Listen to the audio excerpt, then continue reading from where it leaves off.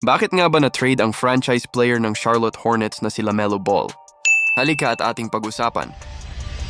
Si LaMelo Ball ay matagal tinuring bilang mukha ng Charlotte Hornets, ngunit matapos ang ilang season ng injuries, disappointing records, at kabiguang makabuo ng isang tunay na playoff contender, napilitan ng franchise na gumawa ng malaking desisyon.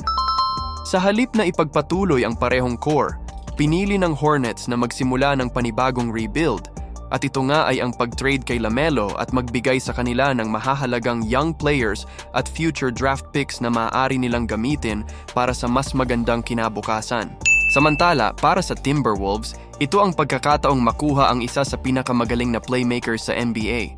Naniniwala silang si LaMelo Ball ang pirasong kulang upang mas mapalakas ang kanilang opensa at masuportahan sina Anthony Edwards at Rudy Gobert sa laban para sa kampyonato. Pero ang pinakamalaking katanungan, panalo ba ang trade na ito para sa Timberwolves o pagsisisihan ito ng Hornets sa mga susunod na taon?